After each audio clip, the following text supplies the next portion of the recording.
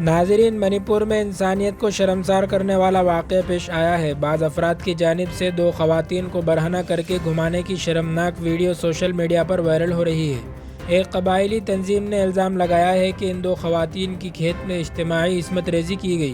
ان خواتین کے ساتھ غیر انسانی حرکت کی پوری دنیا سے مذمت کی جا رہی ہے اور عوام سوال اٹھا رہی ہے کہ بھارت کے وزیر اعظم نریندر مودی خواتین کے تحفظ کی بات کرتے ہیں، پھر بھی ایسے شرمناک واقعات کیوں پیش آتے ہیں؟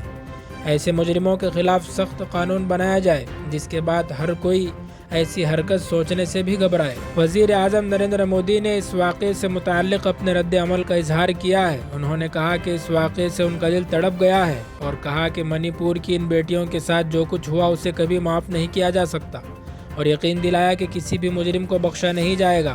پارلیمنٹ کے مانسون سیشن 2023 کے آغاز پر اپنے ریمارکس میں مودی نے تمام چیف منسٹرز پر زور دیا کہ وہ اپنی ریاستوں میں امن و امان کو مزید مستحکم کریں اور خواتین کے تحفظ کے لیے سخت ترین اقدامات کریں۔